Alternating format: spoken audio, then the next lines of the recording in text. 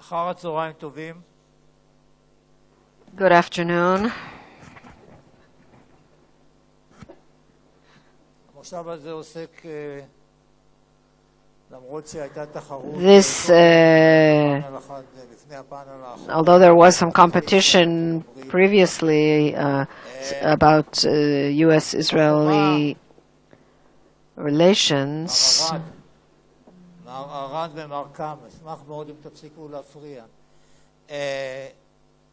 בחומה של הביטחון האסטרטגי, in the wall of Israel's strategic security in terms of military, political, and economic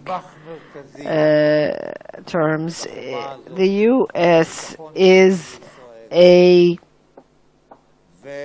central layer of this security. Something happened in recent years. This headstone in Israel's strategic defense wall, the American headstone, is starting to wobble a bit. And there are different opinions. Some claim that nothing essential has really changed in the relationship, in the basic relationship, and there are others who maintain that something has happened. In the upcoming panel, which will be divided into two parts, there are 4 ambassadors. 2 are American ambassadors and 2 are Israeli ambassadors who served in.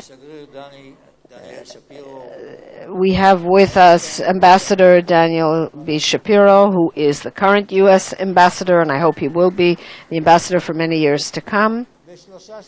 And there are 3 other ambassadors who have concluded their terms: Professor Itamar Rabinovich, Salai Meridor, and Martin Indyk. I will not read their bios.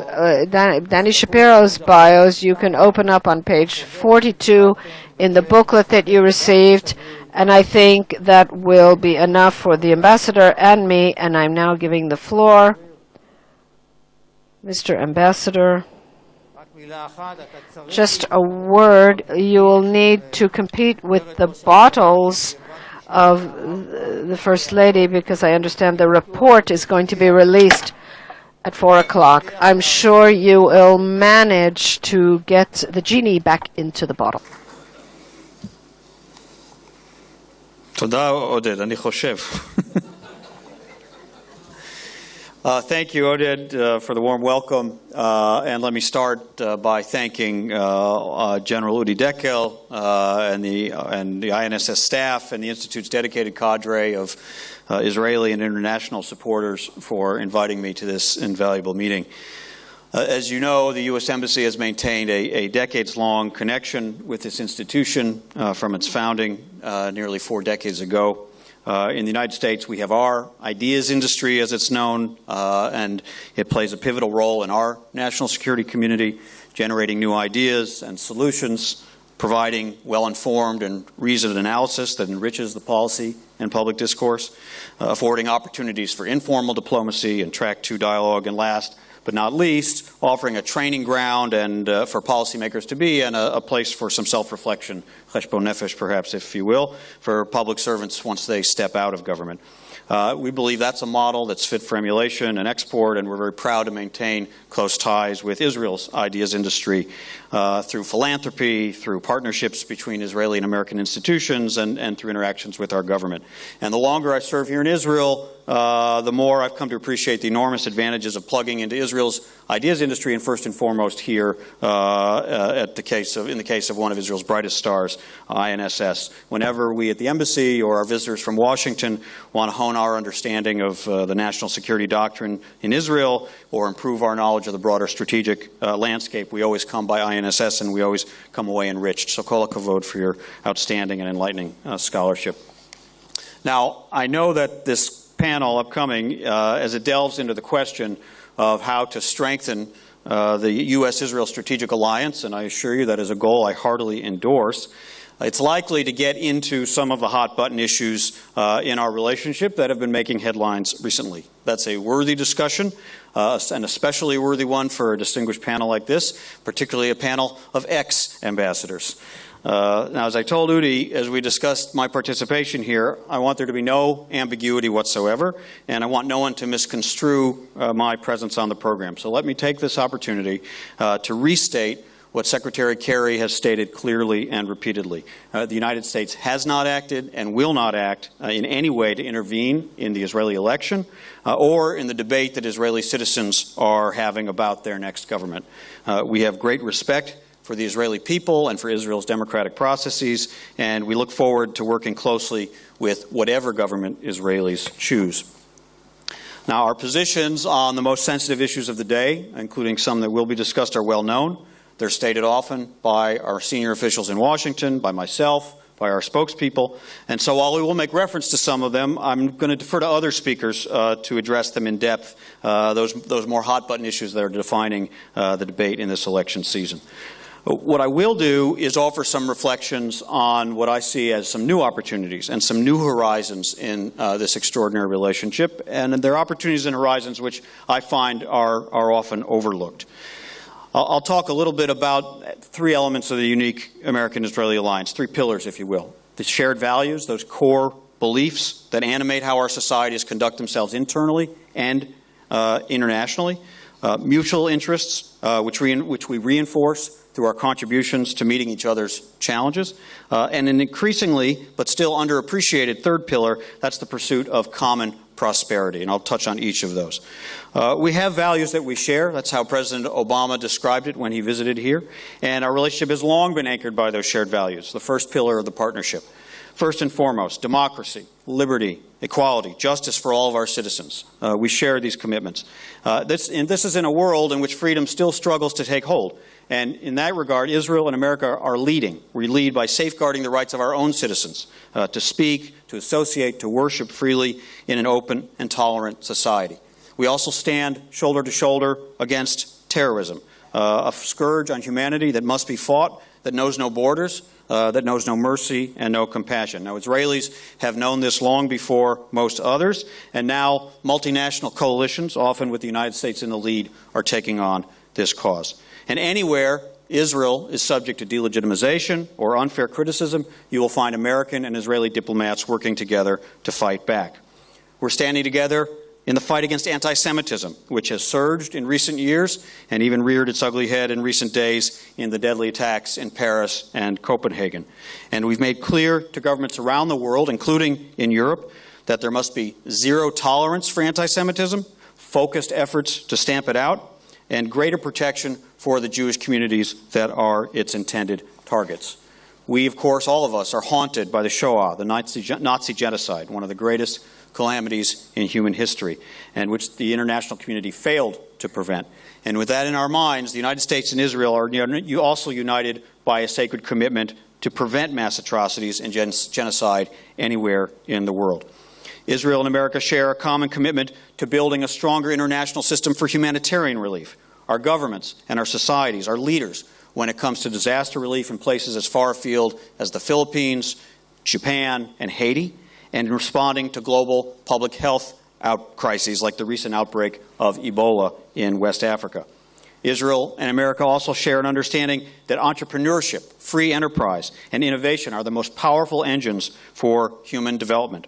I'm proud that our social entrepreneurs, our philanthropists, and our civil societies are engaging each other as never before in innovative ways to ensure that the bottom line also addresses those less fortunate. Here in Israel, the United States continues to stand with those who are fighting for equal rights, for tolerance, and for greater pluralism.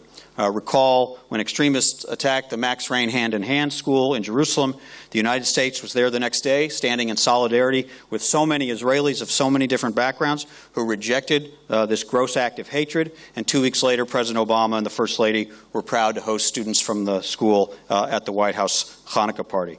There, President Obama said, "The light of hope must outlast the fires of hate." And he said that standing alongside Jewish and Arab students from hand in hand. He declared, "That's what our young people can teach us, that one act of faith can make a miracle, that love is stronger than hate, that peace can triumph over conflict. Your leaders spoke out, our leaders spoke out, and we stood united. Similarly, I'm honored each year to march with many of my colleagues from the U.S. Embassy in Tel Aviv's Gay Pride Parade. And we're grateful for Israel's constant support for the rights of lesbians, gays, bisexuals, and transgendered individuals at so many global human rights fora where every vote counts. Repairing our world and creating societies that fully honor and respect equal rights, tolerance, coexistence, and pluralism is a constant work in progress. That's true in the United States, it's true in Israel, it's true in any country that takes these values seriously. Yet as we strive for that ideal, both of our countries are sustained and fortified by our shared commitment to those critical values. Mutual interests is the second pillar of this partnership, and simply put, on virtually every issue that defines today's complex strategic equation in the Middle East, we're on the same side. Whether it's confronting terrorist organizations like Hezbollah, Hamas, or Al-Qaeda, the international campaign to weaken and ultimately destroy ISIL, or the imperative of countering violent extremism across the Middle East, it's hard to overemphasize the complementarity of our security agendas. This includes our shared interest in preventing Iran from acquiring nuclear weapons. The United States is determined to prevent it, and we will prevent it. Our cooperation and consultations with Israel on this shared goal continue, even at moments when we may disagree on one or another aspect of the approach. Just this week, White House Middle East Coordinator Phil Gordon has been in Israel, meeting with senior Israeli officials, and National Security Advisor Yossi Cohen will meet later this week in Washington with his counterpart, Ambassador Susan Rice, and our lead negotiator in the P5+1 talks, Under Secretary of State Wendy Sherman. Likewise, we have a shared interest in a peaceful end to the Israeli-Palestinian conflict, achieved through direct negotiations in which two states for two peoples live side by side in peace, security, and mutual recognition. The pursuit of these mutual interests is also reflected in America's ongoing contributions to Israel's right and ability to defend itself. We support Israel's defense in myriad ways, whether through our funding and partnering on all three layers of the cutting-edge missile defense systems like Iron Dome, David's Sling, and Arrow, or through ensuring that Israel has access to the most sophisticated American military hardware like the F-35 Joint Strike Fighter. For anyone who was here last summer, the most visible manifestation of our unique security relationship was no doubt watching Iron Dome intercept hundreds of rockets launched from Gaza that targeted Israeli population centers, saving countless lives. Beyond our support, there's our partnership, whether it's in the intelligence sphere, where we've reached new heights of intelligence cooperation and sharing, or with respect to joint training and readiness. Our two defense establishments and our two fighting forces have never been closer. Beyond shared values and mutual interests, the third and most rapidly expanding pillar of our special ties, but perhaps the least discussed, is the pursuit of our common prosperity. The partnership now encompasses robust economic and commercial ties that have created tens of thousands of jobs in Israel and in the United States. Other countries are looking on with envy as we've transformed a political and strategic relationship into a powerful engine for economic growth. This year marks the 30th anniversary of both the U.S.-Israel Free Trade Agreement, the first such agreement signed by the United States with any nation, and the establishment of our Joint Economic Development Group, our annual economic dialogue. The FTA and the JEDG were both established at a time when Israel badly needed U.S. assistance to get its economy on track. But the results of this effort 30 years ago exceed anything envisioned by those who placed those foundation stones. Since the FTA was signed in 1985, trade has multiplied eightfold to some $45 billion in bilateral trade. But we can do even more. I'm pleased to announce that I'll be leading an impressive delegation of over a dozen Israeli companies to the administration's Select USA Investment Summit in Washington next month. That's the largest such Israeli delegation ever to participate in this conference. These companies are the latest in a growing number of Israeli firms that see opportunities to set up operations in the United States, which creates jobs and wealth in both countries. America remains the top choice for foreign investors, and Israel is now a top-tier investor in the United States, despite the relatively small size of its economy. Over $27 billion in foreign direct investment from Israel at the end of 2013, which placed Israel among the top 20 foreign investor companies. Many Americans are captivated by the story of Startup Nation, and President Obama said on his last trip that if you want to see the future of the world economy, and I quote, look at Tel Aviv, home to hundreds of startups and research centers. Across the entire high-tech sector, our relationship is booming. American companies account for 2/3 of the roughly 300 international research and development centers here in Israel, and in which critical components of American high-tech products are invented and designed. Every major American technology company has determined that in order to be globally competitive, they can't afford not to be here in Israel. Our capital markets are also deeply intertwined. I learned last week during my visit to the Tel Aviv Stock Exchange that there are currently 78 Israeli companies that trade on U.S. exchanges. That puts Israel in the top 3 of foreign countries with a combined market capitalization of $117 billion. We see great advances in water technology, such as the water desalination plant being built at Sorek near the Palmachim Air Force Base on what was formerly sand dunes, the most sophisticated and largest water desalination plant in the Middle East. The next Middle East war is not going to be about water, and that's significantly because at Israel, through desalination, through conservation, through irrigation techniques and recycling, has taken great strides towards solving its own century-old water crisis. Now that Israeli ingenuity and technology is helping us solve our own in the building of the largest western seawater desalination plant in the Western Hemisphere in Carlsbad, California. These are the pioneers of the 21st century, the chalutzim that are helping to ensure our common prosperity. At the U.S. Embassy, we take seriously our role. We support organizations like the Nazareth Business Incubator Center, NGOs like Meet the Middle East Education Through Technology, which trains young people of different backgrounds in technology and entrepreneurial skills, the Kemach Foundation, which provides scholarships for higher education and vocational training for members of the Haredi community and other grantees, and our partnership with organizations like Breaking the Impasse. All of these give us the sense that high-tech and entrepreneurship can become also engines of social cohesion, social development, and peace. Now, as impressive as the last 30 years have been in these accomplishments, we look to the future and we think we can improve the trade and investment climate even further and harness untapped potential in our economies. American companies are already helping build Israel's natural gas infrastructure and supplying expertise that is helping Israel become more energy independent. We hope conditions enable this industry to continue to expand, to strengthen important regional partnerships, and to attract additional American investment. Moreover, there's still work to be done to bring down trade barriers on goods and services, such as agricultural goods, between our two powerful economies, and those are among our goals in the months and years ahead.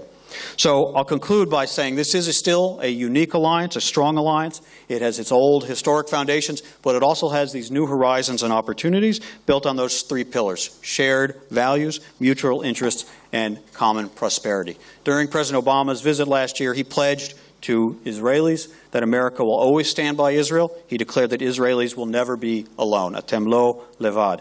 And as the United States ambassador in Israel, I'm confident and comforted that in this challenging and sometimes unforgiving part of the world, America is not alone either. Thank you very much.